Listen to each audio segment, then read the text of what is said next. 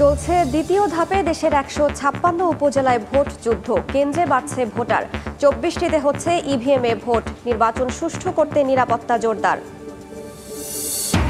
রুশ ইউরেনিয়াম আমদানিতে উদ্বেগ জাগাচ্ছে মার্কিন নিষেধাজ্ঞা। বাংলাদেশকে কৌশলী কূটনীতি গ্রহণের আহ্বান বিশ্লেষকদের। চীন জাপানও হতে পারে বিকল্প আমদানির পথ। হাতিরঝিল যেন লাশের ডাম্পিং স্টেশন। ৮ মাসে ৮ মরদেহ উদ্ধার। অকার্যকর সড়ক বাতি। রাতে প্রায়ই হচ্ছে ছিনতাই। রাজুকের ওপর দায় চাপালেও এড়ানোর সুযোগ নেই পুলিশেরও।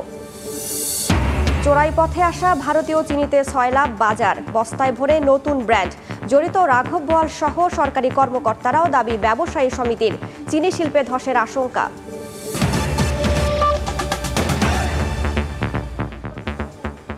সময় সংবাদের সঙ্গে আছি আমি রাইসা জান্নাত। উৎসবমুখর পরিবেশে দ্বিতীয় ধাপে দেশের ১৫৬টি উপজেলা পরিষদে একযোগে ভোট গ্রহণ চলছে। সকাল ৮টা থেকে শুরু হওয়া এ ভোট চলবে বিকেল ৪টা পর্যন্ত। সকাল থেকে কেন্দ্রে কেন্দ্রে আসছেন ভোটাররা। দীর্ঘ লাইনে দাঁড়িয়ে সুশৃঙ্খলভাবে ভোট দিচ্ছেন নিজেদের পছন্দের প্রার্থীকে। এদিকে ভোট নির্বিঘ্ন করতে নির্বাচন কমিশন ও প্রশাসনের পক্ষ থেকে নিরাপত্তা ব্যবস্থা জোরদার করা হয়েছে। দ্বিতীয় ধাপে ১৫৬টির মধ্যে ২৪টি উপজেলায় ইভিএম এবং বাকি উপজেলাগুলোতে ব্যালট পেপারের মাধ্যমে ভোট গ্রহণ চলছে।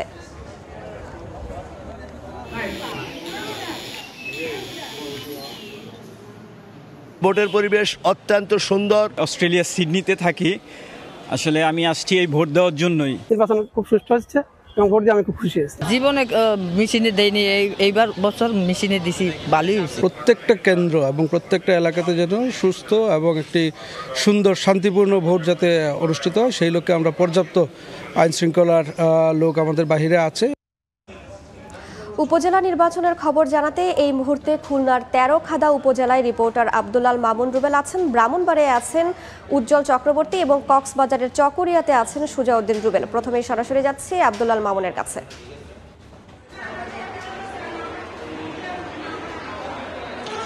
উৎসবমুখর এবং শান্তিপূর্ণ পরিবেশে সকাল থেকে কিন্তু খুলনার ৩টি উপজেলা পরিষদের ভোট গ্রহণ চলছে। সকাল ৮টা থেকে ভোট গ্রহণ শুরু হয় এবং সকাল থেকে কোনো কোনো কেন্দ্রে ভোটার উপস্থিতি কম থাকলেও কিন্তু কোনো কোনো কেন্দ্রে আমরা ভোটার উপস্থিতি বেশি দেখেছি এবং সময় যত বেড়েছে তত কিন্তু আসলে ভোটার উপস্থিতিও বেড়েছে। এই মুহূর্তে আমি খুলনার ১৩খাদা উপজেলার ইকরিকাটেঙ্গা মাধ্যমিক বিদ্যালয় কেন্দ্রে আছে। এই কেন্দ্রে কিন্তু মহিলা ভোটারদের একটি লাইন আমরা দেখতে পাচ্ছি এবং এই লাইনটি বেশ দীর্ঘ লাইন এবং সকাল ৯টার পরে এখানে ভোটারদের উপস্থিতি আসলে বাড়তে থাকে এবং এখানকার যারা ভোটার তারা কিন্তু এখানে মাঠে থেকে উপরে নিয়ে আসা হয়েছে এবং পর্যায়ক্রমে তারা কিন্তু তাদের পছন্দের প্রার্থীকে ভোট দিচ্ছেন। একটু আমি যদি খুলনার যে ৩টি উপজেলায় ভোট হচ্ছে এটির একটু তথ্য আপনাদের জানিয়ে রাখি। খুলনার ফুলতলা, দিঘুলিয়া এবং ১৩খাদায় ৩টি উপজেলায় ভোট হচ্ছে এবং এই ৩ উপজেলায় চেয়ারম্যান পদে লড়ছেন মোট ১০ জন প্রার্থী। এর মধ্যে যে উপজেলাটা রয়েছে ১৩খাদা উপজেলা, এখানে ২ জন চেয়ারম্যান প্রার্থী নির্বাচনে প্রতিদ্বন্দ্বিতা করছেন। এখানে ছবিতে আপনারা দেখছেন যে ভোটাররা কিন্তু বেশ উৎফুল্লতার সাথে কিন্তু এখানে তাদের ভোটাধিকার প্রয়োগ করছেন। একটু ৩ উপজেলার যে তথ্য আমরা দিচ্ছিলাম, ৩ উপজেলায় মোট প্রার্থী রয়েছেন ৩৩ জন। এর মধ্যে চেয়ারম্যান প্রার্থী ১০ জন, ভাইস চেয়ারম্যান প্রার্থী ১৪ জন এবং মহিলা ভাইস চেয়ারম্যান প্রার্থী ৯ জন। ১৩খাদায় চেয়ারম্যান প্রার্থী ২ জন, ভাইস চেয়ারম্যান প্রার্থী ৪ জন এবং মহিলা ভাইস চেয়ারম্যান প্রার্থীও রয়েছেন কিন্তু ৪ জন। এখানে আইন শৃঙ্খলা পরিস্থিতির কথা বলি, সকাল থেকে কিন্তু কোথাও কোনো অপ্রীতিকর ঘটনা অথবা অন্য কোনো ধরনের বিশৃঙ্খলার ঘটনা আমরা এখন পর্যন্ত শুনতে পাইনি এবং আইন শৃঙ্খলা বাহিনী এখানে কিন্তু যথেষ্ট তৎপর রয়েছে এবং সকালের কিছু সময় আগে এই কেন্দ্রটিতে কিন্তু খুলনা জেলা প্রশাসক, খুলনা জেলা পুলিশ সুপার সহ বেশ কিছু ঊর্ধ্বতন কর্মকর্তারা, জেলা নির্বাচন কর্মকর্তা এই জায়গাটি আসলে পরিদর্শন করেছেন এবং তারা আমাদের সাথে বলেছেন যে সার্বিক পরিস্থিতি নিয়ে তারা এখন পর্যন্ত সন্তুষ্ট। তো আমার কাছে এই ছিল খুলনা থেকে উপজেলা পরিষদ নির্বাচনের সবশেষ খবর। আমরা এখন একটু যাবো ব্রাহ্মণবাড়িয়া, সেখানে রয়েছে আমাদের সহকর্মী উজ্জ্বল চক্রবর্তী। আমি এই মুহূর্তে আছি আখাউড়া উপজেলার নয়াদিল সরকারি প্রাথমিক বিদ্যালয়ে ভোট কেন্দ্রে। আপনাকে জানিয়ে রাখি আখাউড়া উপজেলার ৪৬টি এবং কসবা উপজেলার ৮৩টি ভোট কেন্দ্র সহ মোট ১২৯টি ভোট কেন্দ্রে কিন্তু সকাল ৮টা থেকে একযোগে ভোট গ্রহণ শুরু হয়েছে। কোনো ধরনের বিরতি ছাড়াই এই ভোট কেন্দ্রে কিন্তু বিকাল ৪টা পর্যন্ত ভোট গ্রহণ চলবে। এই ভোট কেন্দ্রে আপনি দেখতে পাচ্ছেন যে পুরুষ ভোটারের পাশাপাশি নারী ভোটারদের আমরা সরব উপস্থিতি দেখেছি। আমরা কথা বলেছিলাম এখানকার এই কেন্দ্রের প্রিসাইডিং অফিসার মাসুদ রানার সাথে। তিনি বলছেন এই কেন্দ্রে মোট ভোটার সংখ্যা ৪৫৪১।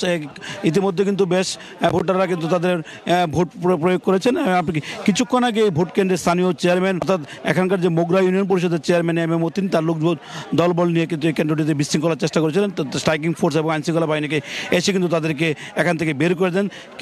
কেন্দ্রের বাইরেও কিছু হাতাহাতির ঘটনা ঘটেছে এই কেন্দ্রে, যার কারণে ভোট গ্রহণ যদিও এখানে স্বাভাবিক প্রক্রিয়ায় ভোট গ্রহণ চলছে, কোনো ধরনের সমস্যা হয়নি, কিন্তু কেন্দ্রের বাইরে কিছুটা বিশৃঙ্খলা হয়েছিল। আপনাকে জানিয়ে রাখি আখাউড়া উপজেলার 46টি কেন্দ্রে কিন্তু ভোট গ্রহণ চলছে এবং এখন পর্যন্ত কোথাও কোনো অপ্রীতিকর ঘটনার আমরা সংবাদ পাইনি। 46টি কেন্দ্রে শান্তিপূর্ণভাবে, তেমনিভাবে কসবা উপজেলার মোট 83টি ভোট কেন্দ্র, প্রত্যেকটি কেন্দ্রে কিন্তু শান্তিপূর্ণভাবে এখন পর্যন্ত ভোট গ্রহণ চলছে বলে আমরা জানতে পেরেছি। আমি যে কেন্দ্রটি আছে নয়াদির সরকারি প্রাথমিক বিদ্যালয়, এই কেন্দ্রের মোট ভোটার সংখ্যা 4551 জন। ইতিমধ্যে কিন্তু বেশ প্রায় অন্তত 30% ভোট পড়েছে বলে আমরা জানতে পেরেছি। ভোটাররা কিন্তু ইতিমধ্যে এখানে কিন্তু ভোট লাইনে দাঁড়িয়ে কিন্তু তারা সারিবদ্ধভাবে ভোট দিচ্ছে এবং আইনশৃঙ্খলা বাহিনীর পক্ষ থেকে আমরা সরব উপস্থিতি দেখতে পেরেছি। এখানকার আমি কিছুক্ষণ আগে কথা বলেছিলাম ব্রাহ্মণবাড়িয়া জেলা প্রশাসক মোহাম্মদ হাবিবুর রহমানের সাথে এবং পুলিশ সুপার মোহাম্মদ শাকাউত হোসেনের সাথে। তারা বলছেন যে কোনো কেন্দ্রে বিশৃঙ্খলা খবর পাওয়া যাবে তাৎক্ষণিকভাবে কিন্তু স্ট্রাইকিং ফোর্স আইনশৃঙ্খলা বাহিনীর পক্ষ থেকে তাৎক্ষণিকভাবে ব্যবস্থা নেওয়া হবে। সার্বিকভাবে নয়াদিল্লি সরকারি প্রাথমিক বিদ্যালয়ে কেন্দ্র থেকে এই ছিল আমার কাছে। আমি এখন চলে যাচ্ছি কক্সবাজার, আছেন সুজাউদ্দিন রুবেল, তিনি জানাবেন সেখানকার সর্বশেষ তথ্য। কক্সবাজারে 3টি উপজেলায় দ্বিতীয় দফায় উপজেলা পরিষদ নির্বাচন অনুষ্ঠিত হচ্ছে।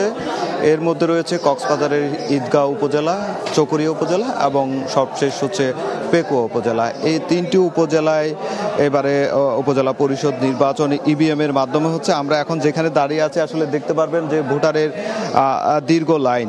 এই লাইনটি সকাল 8টা থেকে শুরু হয়েছে। সকাল 8টা থেকে শুরু হওয়ার পর থেকে এখন পর্যন্ত এই কেন্দ্রে মোট 4437টি ভোট রয়েছে, কিন্তু এখন পর্যন্ত আসলে কিছুটা ধীরগতির কারণে 2 ঘন্টায় এখন পর্যন্ত 200 ভোট এখানে হয়েছে বলে সংগ্রহ করা হয়েছে বলে আমাদেরকে জানিয়েছে এখানকার প্রিসাইডিং কর্মকর্তা।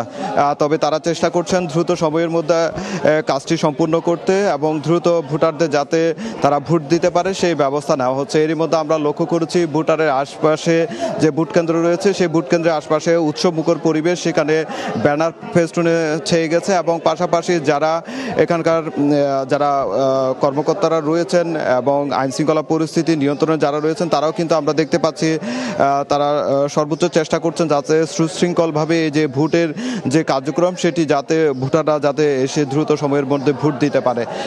আমরা এখানে দেখেছি যেমন এখানে পুরুষের দীর্ঘ লাইন, সেটি উপরও 3য় তলায় নারীদের ভোট যে কেন্দ্রগুলো করা হয়েছে সেই কেন্দ্রগুলোতে চলছে, ভোট গ্রহণ চলছে। তবে চকরিয়া উপজেলায় 2 জন প্রার্থী রয়েছে, চেয়ারম্যান একজন হচ্ছে সাবেক সংসদ সদস্য জাফর আলম এবং তার বিপরীতে লড়ছেন সাবেক উপজেলা চেয়ারম্যান ফজলুল করিম সাইদি। তো দুজনের মধ্যে হাড্ডাহাড্ডি লড়াই, আসলে তুমুল ভোটযুদ্ধ। সেই ভোটযুদ্ধে কে হাসে শেষ হাসি সেটি দেখার অপেক্ষায় এখন ভোটাররা, যেহেতু ভোট দিচ্ছে একটানা বিকেল 4টা পর্যন্ত এই ভোট চলবে।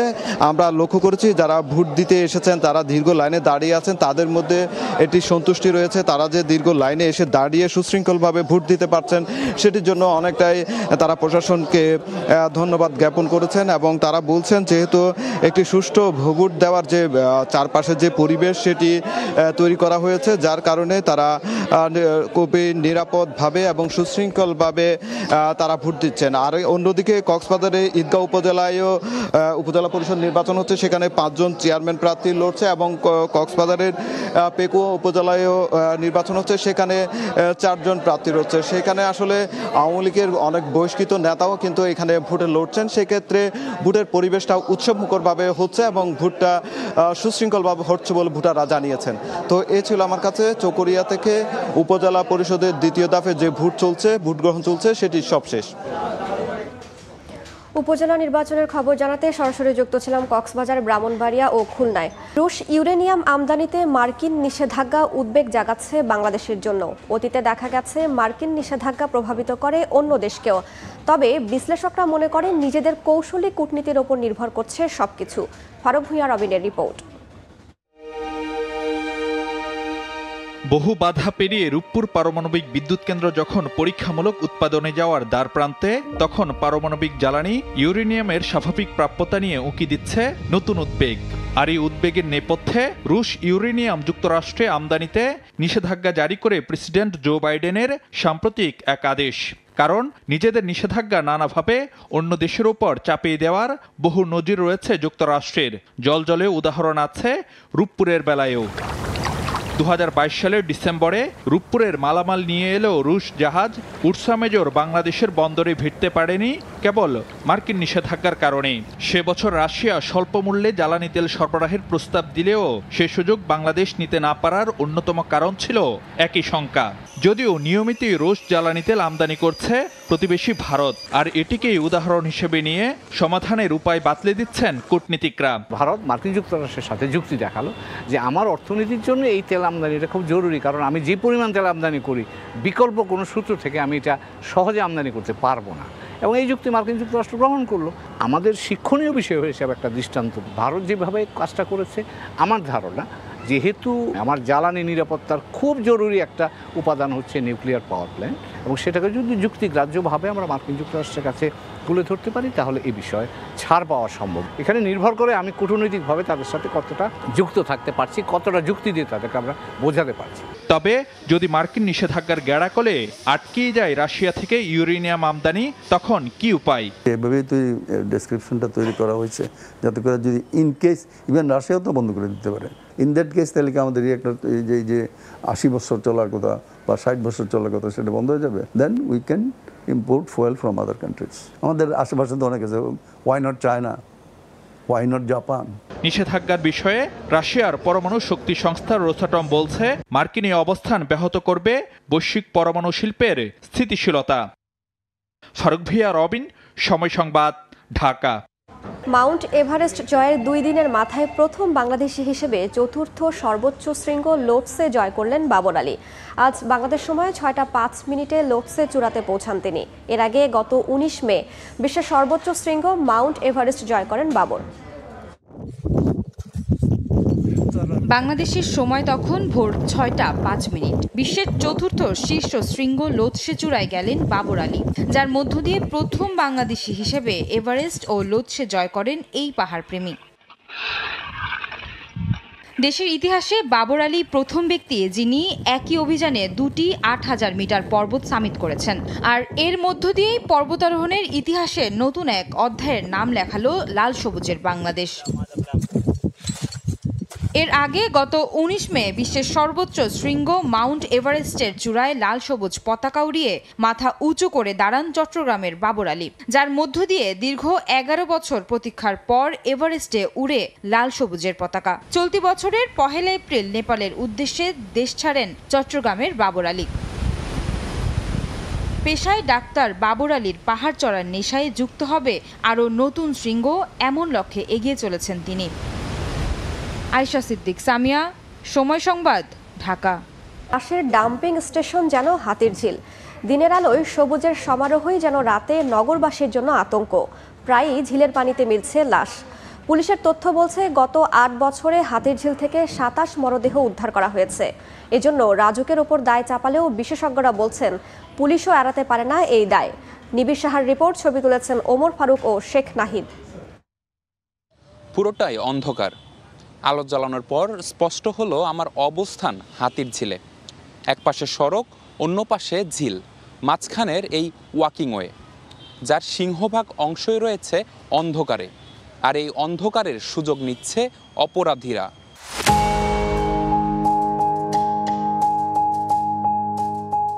বছর কয়েক আগে গভীর রাতে হাতির ঝিল হয়ে বাড়ি ফেরার সময় লোমহর্ষক অভিজ্ঞতার মুখোমুখি হন এ সিএনজি চালক।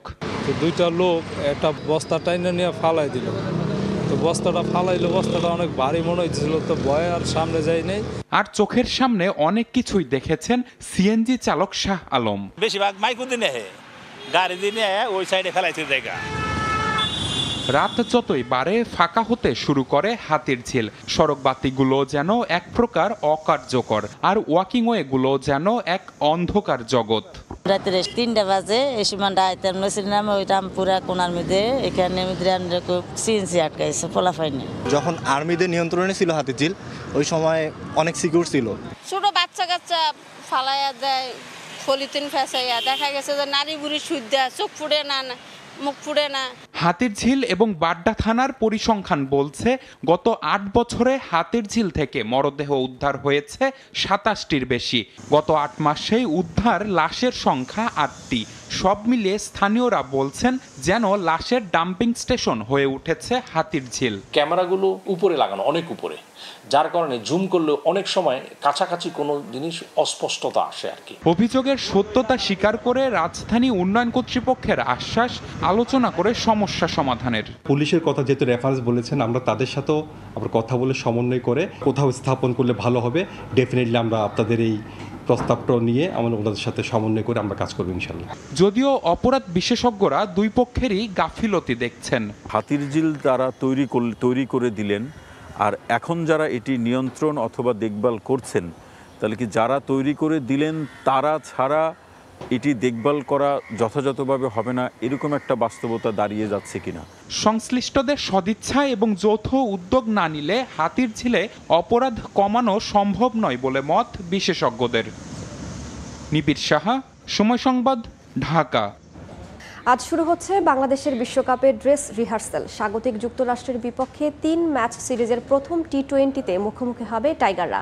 তবে ইনজুরিতে এই ম্যাচে সহ অধিনায়ক তাসকিন আহমেদকে পাচ্ছে না লাল সবুজ।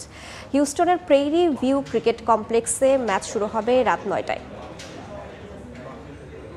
বিশ্বকাপের আগে শেষ সিরিজ হওয়াতে একাদশ নিয়ে বেশ পরীক্ষা নিরীক্ষা করতে পারেন coach Chandika Hathurusingha. Top order সহ বোলিং ইউনিটেও যার প্রভাব দেখার সম্ভাবনা খুব বেশি। পাশাপাশি বড় চ্যালেঞ্জ থাকবে বিশ্বকাপ ভেন্যুতে টাইগারদের মানিয়ে নেয়ার বিষয়টি। এবারই প্রথম যুক্তরাষ্ট্রের বিপক্ষে দ্বিপক্ষীয় সিরিজ খেলতে নামবে বাংলাদেশ। বিশ্বকাপের স্বাগতিক দেশটির বিপক্ষে কেবল সিরিজ জেতা নয়, বরং নিজেদের শক্তিমত্তা বাজিয়ে দেখাটাই মূল লক্ষ্য নাজমুল হোসেন শান্তর দলের। এ পর্যায়ে শীর্ষ সংবাদগুলো জানিয়ে দিচ্ছে আরও একবার।